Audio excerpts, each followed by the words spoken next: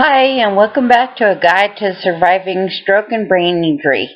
I'm so sorry I haven't posted in a couple months, but I lost one of my front veneers, and I look terrible, so I'm sorry for that, but I just didn't feel like posting when I had a tooth missing, so there you go. Then after that, I got a virus that mimics coronavirus. I got tested for corona and came back negative. So now I'm finally doing this channel again. But it lasted about 2 weeks. So here I am. So Jessica and I were talking about educating people on stroke survivors. Um, I'm sorry if this comes off as condescending, but I am only trying to state my experience as well as others I've spoken to about it. Let me state that Let me state that not all healthcare providers treated me this way, because they did not. But a select few did. And unfortunately they did so.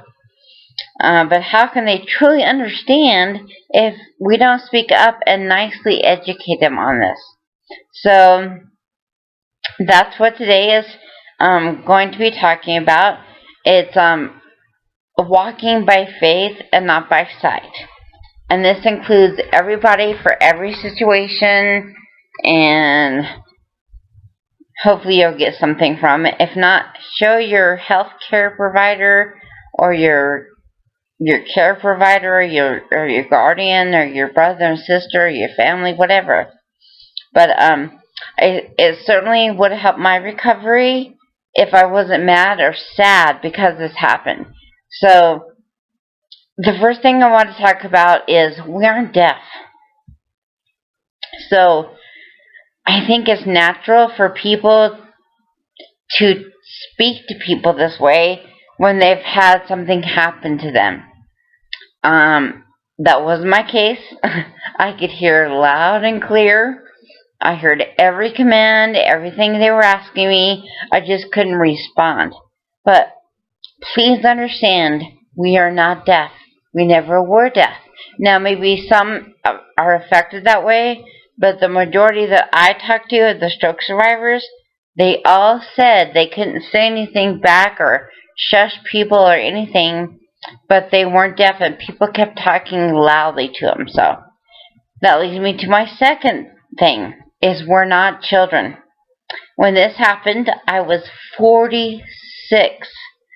So I wish I was a kid, but I'm far away from it. So people talk down to me when I had the stroke, like I'm a baby. Like, oh, can you please try and eat this? If you're a good girl and you do this, you get this.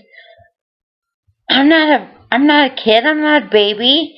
I am 46 this time. I'm 50 now, but I was 46. So for people to treat me like I'm a kid or a baby, yes, what I was doing was having to learn everything all over again, but my mind wasn't childlike. My mind was still a 46-year-old. That's what a lot of people don't get. And I know a lot of people, even like 20-year-olds, are having strokes, and people younger than that. But if you are a kid, then talk to them. But I don't think anybody appreciates being spoken to as a kid. So if you want to encourage us or tell us to do something, please treat me like an adult. Please, I'm begging you, because I am. Up here I am. Okay? And the third thing is, some of us really can't remember.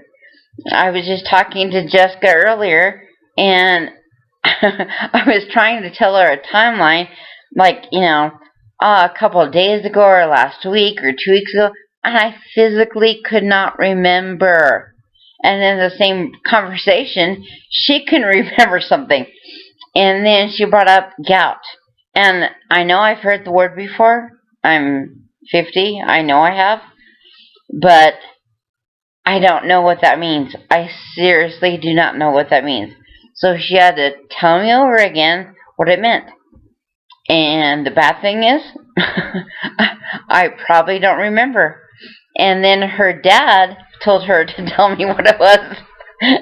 And I still don't remember what it was. So, obviously, if it comes up again, hopefully I'll remember, but I can't right now. But the thing is, you can tell me something like 4 times, and it's about a 50-50 chance if I'm going to remember it. So I have on my phone a calendar, and I put important things on my calendar that I want to remember, and like people's birthdays. I used to be so good at people's birthdays, but now I can't remember even mine. So I put that on there. I put people's anniversaries if I hear them, and I'm trying to regain that, but seriously, I can't remember certain things. If I had selective memory, I certainly would choose not to remember my ex. There's a lot of things in my life I would select not to remember, but I don't get a choice. So I was at lunch with my cousin and our 2 friends, and I remembered one of them, and the other one, no recollection, not his name, nothing. So we got to talking, and he said, "Gay, we used to hang out all the time in high school. I've known you since high school." And for the life of me, I couldn't remember him. And it was humiliating and embarrassing because they were talking about the times that we had together, and I don't physically remember. So I'm kind of scared because they could tell me something happened, and I would have no clue if it really did or not. But fortunately, I trust my cousin, and he says, "Well, yeah, you don't." I mean, he acts like I'm crazy when I say this, and I'm sure I look crazy, but I'm not faking. I'm not lying. I seriously can't remember. Some things I can, and like the other day, some memories came back of my son, and I'm like, "Holy crap! I remember something." And I called him right away, and of course he's still not talking to me. But I left it on his voicemail, and I hope he gets it sometime. But I have to do those things when I remember them because they could be gone the next minute, hour, a day, who knows. So, anyway, some of us really can't remember. And lastly, the fourth one is trapped in my brain. So as people were doing 1 through 3, I couldn't speak. And if I did speak, it was one word, and you were lucky if you heard it or understood it. And my vocal cords and my esophagus were paralyzed. And I finally got inflection back about 6 months ago, thank God. But I didn't have the voice that I do now. And so I wanted to say something. I would say it in my head. And at first I thought I was really saying it. But now that I think back, I wasn't saying it. I was just thinking it. So, trapped in my brain, the best way to describe it was my own personal hell. So I would think things, and I would say things in my head, and they were in my voice at the normal speed I used to speak at, but nothing was coming out. So it was like I was in prison. I wanted to tell people, "I love you, I missed you, this hurts, that hurts, this headache, my second stroke." I was desperately trying to tell a nurse that this headache was different than other headaches. Well, I was having my pawn stroke. It was 2 weeks after my first stroke, so I was really scared. I couldn't tell anybody I was scared. I couldn't tell anybody that I was in pain, and the nurses just kept giving me Tylenol, saying it was just a headache, but it wasn't. It was a second PONS. It was another stroke, a PONS stroke. So, this is why I'm saying about walk by faith and not by sight. Because after all this stuff happened to me, if I wouldn't have been talking to God, there is no way I could have gotten over this.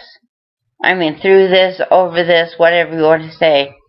And second of all, for your healthcare providers, nurses, doctors, therapists, whatever, please know these things. Don't treat us like we're kids. Don't treat us like we're deaf. Don't treat us like we're crazy because we can't remember the last time you were here. And what we learned, we literally can't remember. And finally realize that we're trapped in our brains. Okay, so my whole right side was paralyzed. I couldn't roll over. I couldn't change the channel, nothing. So I remember I was so mad because I was in the hospital for 2 months and they kept putting my, like the beeper and the remote for the TV on the right side. Well, I can't roll over to grab it.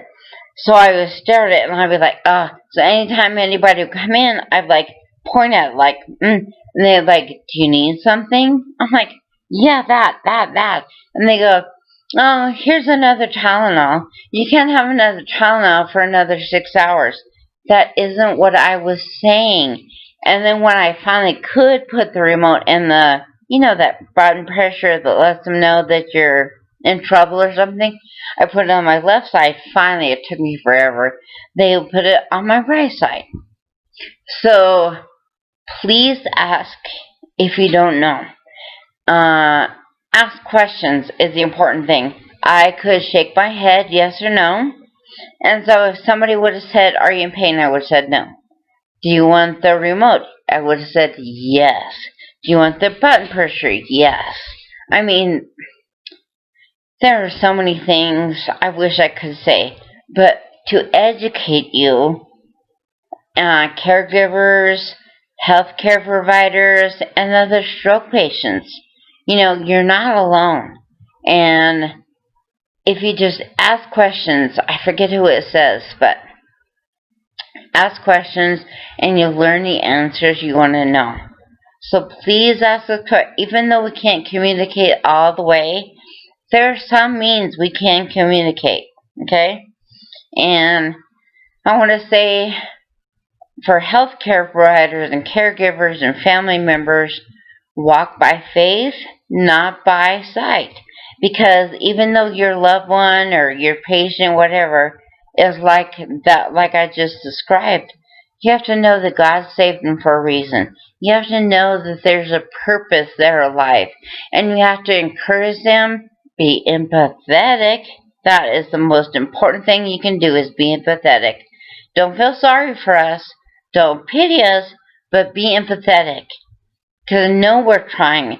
Know we're struggling. Know we're so frustrated and angry that our lives were just snatched away from us and all of a sudden we're like this. You know what I mean?